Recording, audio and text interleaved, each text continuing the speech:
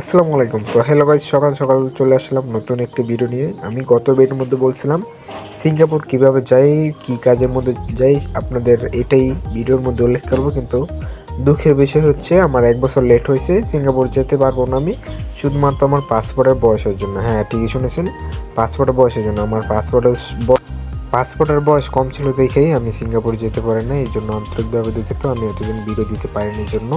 পাসপোর্টের বয়স কম হলে আপনার সিঙ্গাপুর অনেক ডেলিকেট নেয় না, এক্ষেত্রে আপনার সিঙ্গাপুর বয়স একটু ভারী নেবেন। যারা নাকি নতুন পাসপোর্ট করবেন অবশ্যই 20+ বা 21+ করে নেবেন। তো আমি একটা টিকিট নিয়ে নিলাম গাউসিয়া থেকে, এখন চলে যাব আপনার মিরপুর 11-এ। বাসে উঠতে না উঠতেই কাঞ্চন জ্যামের মধ্যে আটকেছি, সকাল 6টা বাজে, এখন জ্যাম।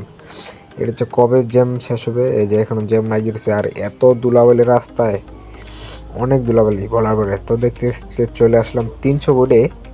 300 ফিট থেকে নেমে চলে যাব ডাইরেক্ট আপনার মিরপুর 11-এ। আলহামদুলিল্লাহ, বাস থেকে চলে আসলাম মিরপুর 11-এ, আপনার মিরপুর ঢাকা কলেজের সামনে, ঠিক বাংলাদেশ জার্মান কারিগরি প্রশিক্ষণ কেন্দ্র। এখানে আপনার 3 দিন ট্রেনিং করতে আসছে, আপনার টিডিসি ট্রেনিং করতে, আপনার একটা সার্টিফিকেটের জন্য। এই আপনার বিমানে কীভাবে উঠবেন এবং কী কী নিয়মকানুন আপনাকে এটাই মূলত শেখাবে।